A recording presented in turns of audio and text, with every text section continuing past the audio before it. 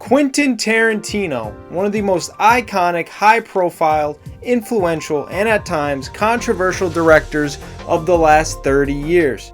What all started in 1992 with his directorial debut Reservoir Dogs, all the way up to 2019's Once Upon a Time in Hollywood, Quentin Tarantino has made timeless classics again and again. Known for his star-studded cast, his non-linear storytelling, and his extreme use of vulgar language and practical gory effects, Tarantino is one of the greatest directors of our time, and a little disclaimer, my favorite director as well. So I just watched and ranked all 9 of Tarantino's films. I'm not counting any films that he just wrote or anything else like From Dusk Till Dawn and True Romance. We are strictly doing the 9 movies that he directed. I will be ranking these movies in numerical order from 9 to 1, with 9 being the worst and 1 being the best. This is not going to be a tier ranking video. I'm going to do numerical rankings so we can distinct which movies is specifically better than the other movies, not just tiers.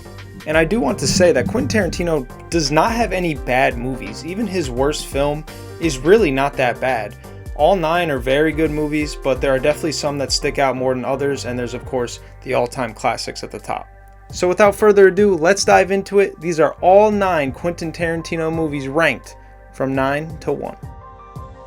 Have you ever wanted to see a film where Kurt Russell is a stalking psychopath that wants to kill women with a car?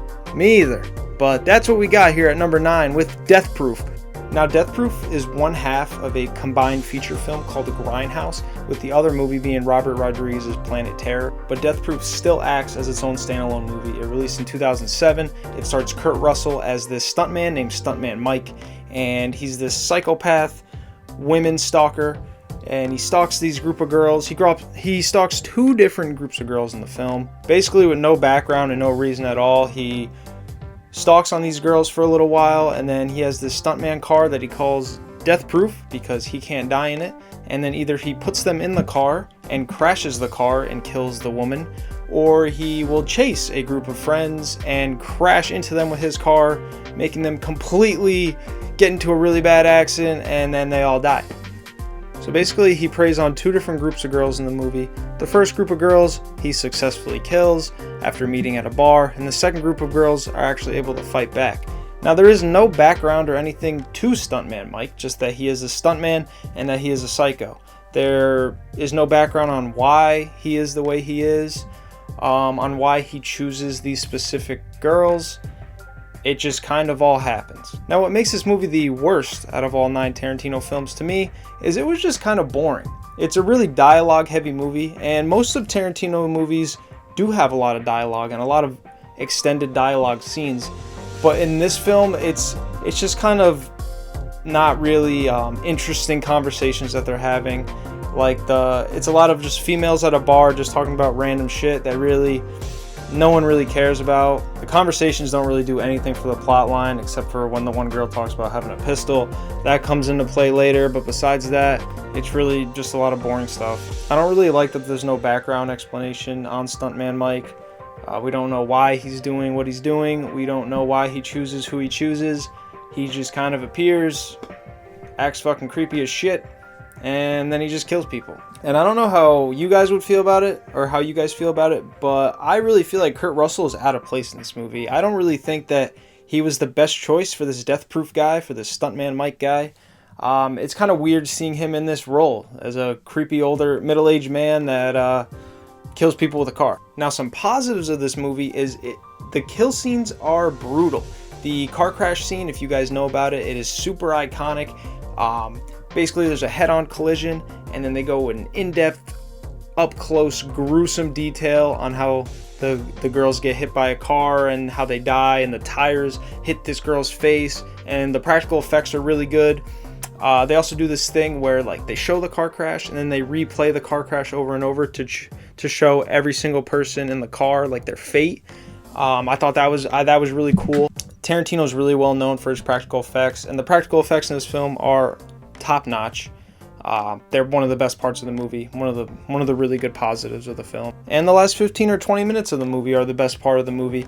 They're intense. There's a chase scene There's a car scene where the girl is hanging on for dear life on the edge of the car while Kurt Russell chases them. It's intense. You don't know what's going to happen. It's suspenseful. It is a little bit ridiculous, especially the ending. Like the last minute of the movie is really ridiculous and cheesy, but that's what Tarantino's going for. I know that it was done on purpose, so I can appreciate that. Also, the first half of this movie is shown in like a throwback kind of film. There's like a old film effect on it, like old, like actual like 1930s, 1940s cinema type of effect. I don't really know why he did that. It kind of stops doing that to the movie like halfway through. I thought something was wrong with my TV at first, but no, that's just how it's supposed to be, I guess. I never watched Planet Terror, so I don't know if they do the same thing in Planet Terror, but I don't know. I thought it was interesting. But yeah, overall, Death Proof is just an okay movie. Definitely not his best work. I would have to say it's his worst movie. I believe it's his least favorite as well. I think he had an interview on it. Overall, Death Proof comes in at number 9, 6.7 out of 10 for me. This next film is actually the only film in all of Tarantino's filmography that I just watched for the first time while I was ranking these. And that is going to be 1997's Jackie Brown. So this is Tarantino's third film, and it's his follow-up to Pulp Fiction. It came out in 1997. It has a very star-heavy cast, which is the biggest bright spot in this movie is the performances. You got Samuel L. Jackson as this arms dealer. You got Robert De Niro as like his weird friend that smokes a lot of weed and then turns out to be kind of fucking psycho. Then you got Pam Grier, who plays Jackie Brown, and then you got Robert Forster. This film is about Jackie Brown, the protagonist. Now I put protagonist in quotation marks because in my opinion, there really is no protagonist in this film. I mean, everyone's kind of bad in their own way. So it follows Jackie Brown, who's a flight attendant who has been through a life of crime, and she is trying to smuggle money into the country for Samuel L. Jackson, who is the arms dealer. But then she starts working with the police and this bail bonds guy, and while also trying to play Samuel L. Jackson, trying to show him that she's on his side. And she's playing like everybody in this movie. She's playing 3 different groups of people in this film, and she's not really a good guy. She's the main character, but she's not a good guy. Now I think out of all of his movies, Jackie Brown is easily the slowest burn. It's long. Tarantino's known for having long movies, but this one definitely overstays its welcome. It's 2.5 hours long, and in my opinion, there's not enough action, there's not enough going on for it to be this long. It feels really played out. The first hour and a half of this movie dragged. The only thing that kept me in it was the cast. The performances were good, but the plot line was just really boring and slow. The last hour of the movie, however, is pretty good. Now also, Tarantino's known for his over-the-top gore, over-the-top action. This movie is definitely his most tame film. Out of all 9 of these, definitely his most tame and relaxed. Even the death scenes aren't that crazy. There is a scene where Robert De Niro's character where he just kind of snaps and he shoots this girl. That one kind of caught me off guard, and I was like, holy shit, that's pretty Tarantino-esque. But besides that, I don't know. There wasn't enough action in it for me, especially going in knowing it's a Tarantino movie. But after that whole De Niro scene, I mean, the movie really picks up after that, and I liked the last hour of it. It was genuinely good, and I liked the ending. It wasn't bad. The ending was kind of overwhelming, though. I thought there would be a bigger twist or something, but it just kind of, I don't know, just kind of played out how you expected, I guess. Overall, Jackie Brown earns the number 8 spot, and I give it a 7 out of 10.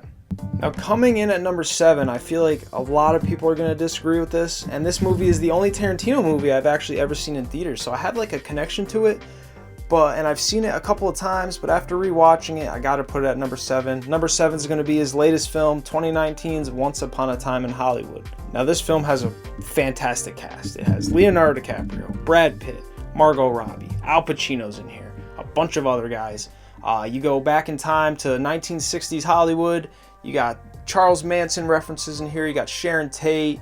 You got old actors. You got Bruce Lee. He's in this film. He gets thrown into a fucking car by Brad Pitt. I thought that was awesome. Kind of like Jackie Brown, my gripe with this film is it's slow. It's a slow movie in my opinion. The sets are really cool. The costume designs, the performances are great, but the plot itself kind of boring for me. Now you take the final act of this movie, and it saves the whole movie, essentially. Not that the first 2 hours or so are bad. They're not bad at all. But the last part of the movie was just so awesome that that's the best part of the film, and it really just blows away the rest of the movie, in my opinion. You got Leonardo DiCaprio playing as Rick Dalton, who's this actor who's getting older and he feels like he's falling off Hollywood, so he starts venturing into spaghetti westerns. And then you got Brad Pitt, who plays Cliff Booth, who is his stuntman. And some of my favorite scenes in this film, so you have Leonardo DiCaprio, they show him acting in a movie within the movie. I really like those parts of the movie because I actually kind of found myself getting like engaged and like immersed with the role he was playing within the movie, like those little movie scenes he was doing. And I like that it showed the reality of being an actor. Like he was really into the scene was going really good, and then he just kind of lost concentration. You see him get frustrated. The scene with him in the trailer where he's fucking yelling at himself, beating himself up, I thought that was great. The scenes with him and the little girl, the chemistry there was really good. There's a lot of... My favorite parts of this movie were the scenes with Leonardo DiCaprio. Brad Pitt also has some really good scenes, but like I said, this movie just didn't have enough action for me. Even like some dialogue sequences I didn't really care for. I thought Al Pacino's character could have did a little more. I feel like we didn't see him all that much. Yeah, I mean, overall, it's still a very good movie. I give Once Upon a Time in Hollywood a 7.7 out of 10. That's still very solid. It just shows how good all his other films are. Coming in at number 6, we're going to have, I think this is his longest film. Yeah, it's got to be his longest film. The Hateful Eight. A lot of people don't really like this movie just because of it takes place in one area. It's super dialogue heavy. It's long. It's a slow burner. But I personally have always been a big fan of this. It's got a fantastic cast. Samuel L. Jackson, Kurt Russell, Tim Roth. One thing with Tarantino, I like how he reuses actors over and over and over for all of his movies. I think that that's great, and you see him reoccurring in all his films. He's got Michael Madsen in here, who's been in a lot of his movies. Just a lot of really, really good characters. Even Channing Tatum makes this weird cameo towards the end of the film.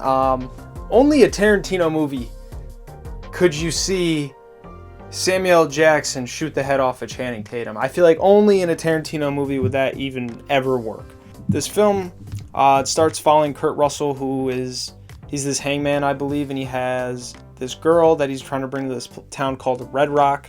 And then on his way there, he meets bounty hunter Samuel L. Jackson.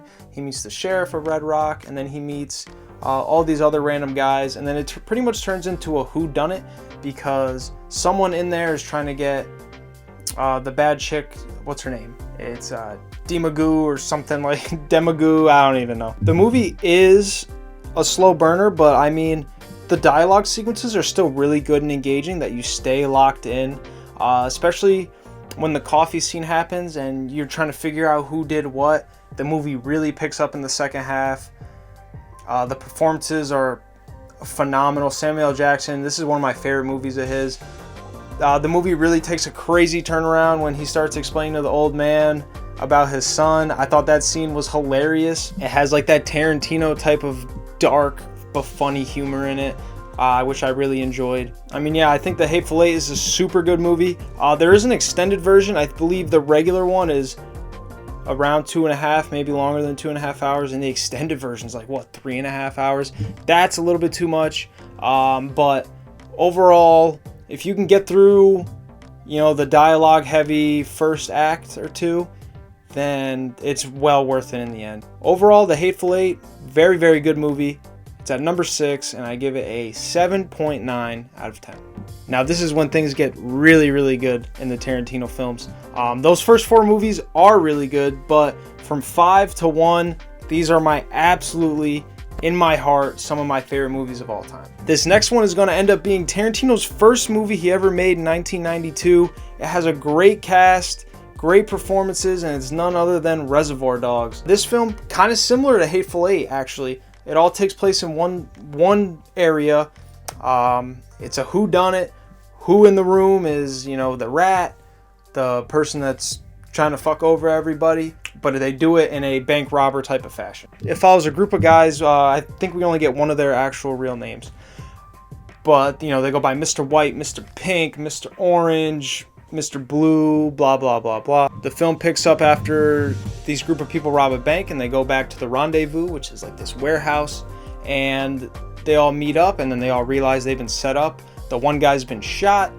The one guy's a psychopath, and they're all trying to figure out what the hell is going on. This is when we get a first look at Tarantino's non-linear storytelling. The film goes back and forth a lot between, the events before the robbery and then the events after. The performance is really good. That iconic scene with the cop in the chair and he gets his ear cut off and the gasoline poured over him. It's brutal. The close-up of the practical effects of his ear was awesome. The performances are really good. The whodunit aspect, it was kind of predictable, in my opinion, who the rat was in the group. And not to mention, this is also, I believe this is the shortest film Tarantino's made. It's only like an hour and a half long. But it definitely, that's perfect. I don't think this movie should have been any longer. It's a perfect runtime. You get all the answers you want. The ending's kind of crazy. Everyone starts shooting everyone. And yeah, the big reveal comes out. Reservoir Dogs, really good movie. I will watch this over and over again till the day I die. For his first movie, I honestly can't believe it's that good. And he got such a good cast in here. He's got Steve Buscemi in here, Tim Roth, who comes back to his other films, Michael Madsen, and Tarantino's even in this movie himself. So really good movie. Very, very impressive first film. Came out in 1992. And yeah, it comes in at number 5 for me. I give Reservoir Dogs an 8.1 out of 10. Coming in at number 4, in my opinion, his funniest film to date. And just an incredibly good movie. I remember when it came out when I was younger. I was like 10 years old when this film dropped. It's got an insanely star-heavy cast. This is where Christoph Waltz came to life. It's none other than Inglourious Basterds. This film is like pretty much Tarantino's like war piece. His own take on World War II and the Nazis. In this film, you have Brad Pitt as Lieutenant Aldo Raine, who is this over-the-top, southern accented character who brings most of the humor to the movie, and he's insanely funny. This is probably Tarantino's funniest character, in my opinion. He's just ridiculous, and he takes himself very serious, and his performance in this is just really, really good. You got Christoph Waltz as Hans Linde, who is the Jew hunter, who is one of the most iconic characters. This is Christoph Waltz's best performance of his career. Got him an Academy Award. He's just really, really good, especially in that opening scene. The opening scene really sets the tone for this film. It's really suspenseful, and it just puts you right into the reality of that time period, that the Nazis were there to do terrible things and kill Jews. You got Eli Roth in this movie as Donnie, who carries around this baseball bat, hitting the heads off of Jews, or Nazis, not Jews. So this film follows the Inglourious Basterds. They're trying to kill Hitler, Hans Linde, the whole regime basically. And the Nazis are having this premiere for a Nazi war film at this movie theater. The lady Bridget, who owns the movie theater, is the daughter of the family that Hans Linde kills in the beginning of the movie, and this is years later. So the woman and the Inglourious Basterds are trying to come up with a plan separately from each other to try and kill them at this movie theater, and that's pretty much what the movie leads up to. The movie is pretty long, but it's very good. It's definitely worth the runtime. Besides the opening scene, there is a little portion of the middle of the movie which is a little bit dialogue heavy, not a lot going on, not a lot of action, but it's still very worth the watch. It's very, very good. It still keeps you engaged. For most directors, this would be considered their best film, but the top 3 are just so good for Tarantino that this movie for me comes in at number 4. It's still insanely good. I think it'll stay at number 4 for me because the top 3 movies are just kind of untouchable at this point for myself.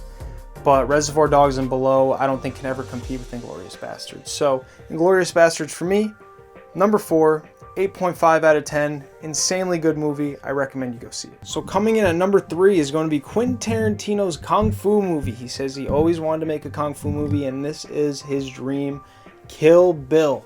Now, I'm going to do what Quentin Tarantino wanted. He did not mean for these to be 2 separate movies. So Volume 1 and Volume 2 are connected into one film. If you haven't seen The Whole Bloody Affair, that is easily the best way to watch this movie.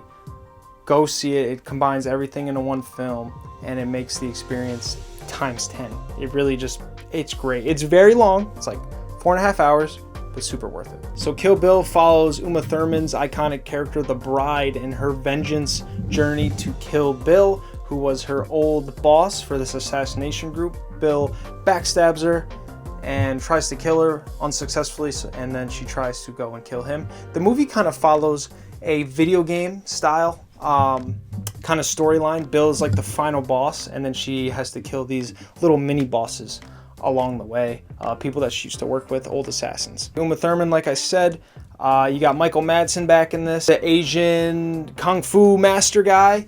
He looks straight out of a 1970s kung fu TV show. He's got the ridiculous hair, the ridiculous beard, the ridiculous sayings.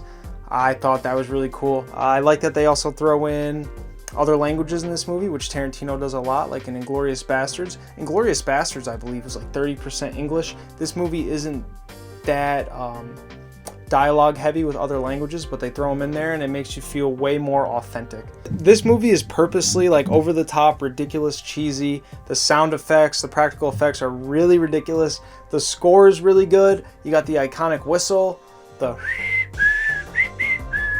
like that's still played to this day by many people. People are still remixing that. You got the cheesy sound effects like the choo, pow, ping, pow, boom, like all the time. You got ridiculous kung fu style things. You got the eye grab. You got the 5-finger death palm explosion thing. She does it to Bill at the end. That's just great. It's such an iconic part of the movie. The set design is great. There's little minute details that really bring the scenes alive in just about every single scene.